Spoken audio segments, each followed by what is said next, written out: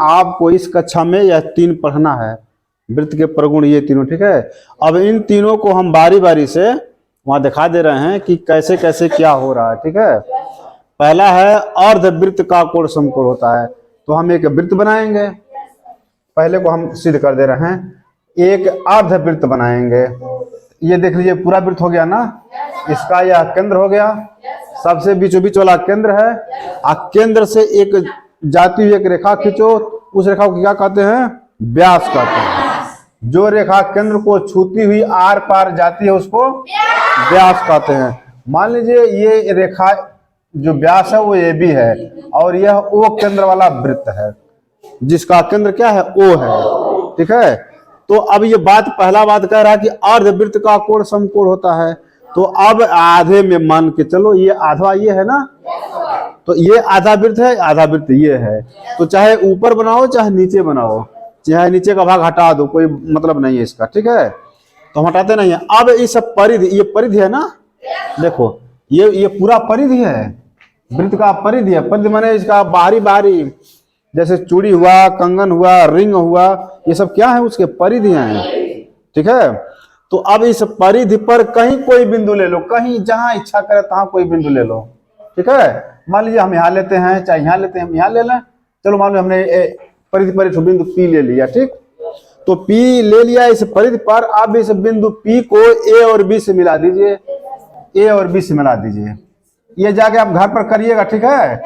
ऐसे किसी त्रिज्या का वृत्त बनाइएगा और उसका व्यास रेखा खींच दीजिएगा, वृत्त से होती हुई जो रेखा जाएगी वही व्यास रेखा होगी। अब इस परिधि पर कोई बिंदु P ले लीजिएगा, P से बिंदु A और B को मिला दीजिएगा, ठीक है। अब चांदा से इस कोण को नापिएगा, ठीक है, तो ये मिलेगा 90 डिग्री, ये 90 डिग्री मिलेगा। तो यही बताया लिखवाया गया कि अर्धवृत्त का कोण समकोण होता है, यानी 90 डिग्री होता है। अब इधर भी ले सकते हो, अगर मान लीजिए हम यहाँ ले लें कोई बिंदु, यहाँ अगर यहाँ कोई बिंदु मान लीजिए हम R ले लें, तो अगर हम इसको A से मिला दें और B से मिला दें और फिर इसको नापेंगे तो यह भी क्या मिलेगा, 90 डिग्री, यह भी समकोण मिलेगा, ठीक है। अगर हम बिंदु अगर यहाँ लेते हैं, यहाँ लेते हैं, तो अगर हम इसको मिला दें, ऐसे मिला दें, तो क्या हो जाएगा, यह भी 90 डिग्री हो जाएगा। आई बात समझ में? तो पहला आ गया समझ में। अब इस तरह का जो सवाल आएगा कर लोगे अब, कि अर्धवृत्त में कहेगा कि कोण अगर ये 90 डिग्री तो भी 90 डिग्री होगा, अगर एक ही है तो 90 डिग्री होगा। और भी इसके तरीके से, मान लीजिए एक वृत्त ये है, एक वृत्त ये है, यहाँ केंद्र है, इसको आपने मिला दिया व्यास रेखा, मान लीजिए ये भी मिला दिया आपने व्यास रेखा, ये ओ है, ठीक है। अब कोई बिंदु यहाँ ले लिया गया, मान लीजिए P यहाँ ले लिया गया, अगर इसको हम मिला दें ऐसे, तो वह कह दे कि यह जो है इतना, यह मान लीजिए कह दे कि 30 डिग्री और यह जो है 60 डिग्री या 60 डिग्री 9 का है, ये कहा था, ये तो ऑलरेडी 90 डिग्री हो गया, इसमें कोई सोचना नहीं है। ये तुरंत कह दोगे कि अर्धवृत्त पर, अर्धवृत्त में बना है किस परिधि पर कोई बिंदु है, वहां कोण बना है, तो 90 डिग्री का होगा पहले नियम से, ठीक है, पहला नियम से, ठीक। अब अगर ये दे दे 30 डिग्री, तो ये कितने का होगा, कैसे बताओगे? हाँ, कि ये त्रिभुज हो गया, तो त्रिभुज के तीनों कोणों का योग 180 डिग्री, 180 डिग्री में 90 बन गया, 30 बन गया, तो कितना बचा है, 60। तो यहाँ ये ऑटोमेटिक 60 हो गया। इस तरह के सवाल मिलेंगे, ठीक है। तो ये आ गया समझ में। चलिए अब दूसरा बताते हैं। दूसरा देख लीजिए, चाप के सम्मुख केंद्र पर बना कोण। देखिए मान लीजिए एक ये वृत्त है, ये ठीक है, ये वृत्त है, ये केंद्र है, ठीक। अब मान लीजिए कोई चाप, मान लीजिए यहाँ A है, यहाँ B है, A और B, तो यही चाप हो गए, इसी को हम चाप बोलते हैं। देखिए यही चाप है, ठीक। हम जो मोटा हम कर दे रहे हैं, यही क्या है, चाप है। अब कह रहा इस चाप के द्वारा जो केंद्र पर कोण बन रहा है, तो केंद्र पर कोण, मान लीजिए ये O है ना, अब ये O है, अब केंद्र कैसे बनेगा, इसको मिलाएंगे तब ना बनेगा, इसको मिला दीजिए। अब ये जो कोण बना, केंद्र पर जो कोण बना, अब इसी चाप के द्वारा, लिखा है ना द्वारा, कहाँ द्वारा, देखो द्वारा, उसी चाप के द्वारा शेष वृत्त के अब यहाँ से छोड़ करके यहाँ और यहाँ छोड़ करके है पूरा शेष वृत्त कहीं भी ले लो, तो कहीं भी ले लो। मान लीजिए अगर यहाँ ले लिया आपने, कोई बिंदु यहाँ ले लिया आपने, पी ले लिया यहाँ, ठीक है।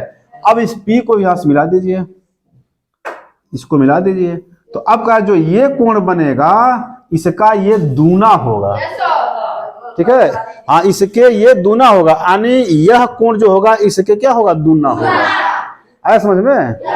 तो वही दूसरा चीज लिखवाया गया कि उसी चाप के द्वारा शेष वृत्त के किसी बिंदु पर बने कोण का 2 गुना होता है, ठीक है। तो अब अगर यहाँ अगर ये 40 डिग्री होता है कितना होगा, 80 होगा ना। अगर ये 50 है तो ये कितना होगा, 25। ये आधा है इसके, इसका दुगना ही है। आया समझ में? तो ये क्लियर हो गए। अगर अब इस तरह का क्वेश्चन पूछेगा, अगर इसका मान देगा तो इसका पूछेगा, अगर इसका देगा तो इसका पूछेगा, तो आप तुरंत यही नियम लागू करिएगा, दूसरा वाला, ठीक है। अब चलिए तीसरा बताते हैं।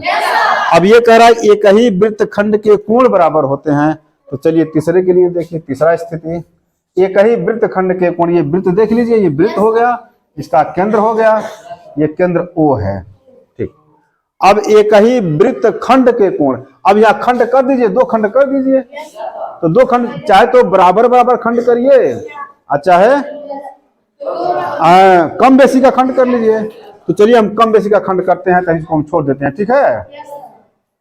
कम बेसी का खंड कर लीजिए, जैसे मान लीजिए आपने यहाँ एक रेखा खींच दिया, ठीक। अब 2 खंड हो गया ना, एक छोटा हुआ एक बड़ा हुआ, तो कह रहा एक ही वृत्त खंड को कोण, अगर हम यहाँ एक बिंदु ले लें P, अब मान लीजिए एक रेखा हो गया AB, इस रेखा को क्या नाम दोगे इसको, ये क्या है, जीवा। हाँ, जो केंद्र से हट के जाती है वो क्या होती है, जीवा होती है। तो मान लीजिए AB एक जीवा है, और यह जीवा वृत्त को 2 खंडों में बांट रही है, 2 बराबर खंडों में नहीं, 2 खंडों में बांट रही है, एक खंड कम है, एक खंड ज्यादा है।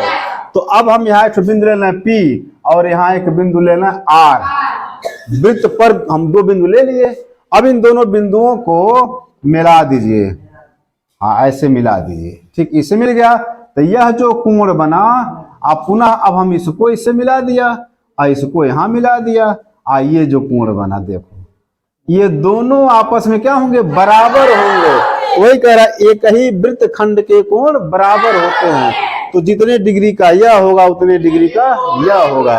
अगर इधर भी करना चाहते हो तो अगर फिर यहाँ भी कोई बिंदु 2 ठो ले लो, इसको फिर ऐसे मिला दो, तो यह भी जो कोण बनेगा इधर का वही बराबर होगा, ठीक है। तो अब ये नहीं कि इधर का जो कोण होगा इसके बराबर नहीं होगा, तो कह रहा है, नियम कह रहा है कि एक ही वृत्त खंड के, माने एक ही खंड के, या तो इसमें करो चाहे इसमें करो। आगे आगे समझ में? तो इन्हीं तीनों पर आधारित जो आपका चैप्टर है, अगर ये तैयार आपका हो गया, समझ में आ रहा है, तो सारा चैप्टर आसानी से लगा लोगे, कहीं पूछने की जरूरत नहीं पड़ेगी। और जाओ तो कक्षा 10 वालों को भी समझा सकते हो। अगर तैयार हो गया तो समझो कि एक तरह से वृत्त से संबंधित ये चीज बहुत खास है अगले क्लास के लिए। इसलिए मान लीजिए अभी हो गया तो कभी भी इसको वीडियो चला करके देख सकते हो, ठीक है।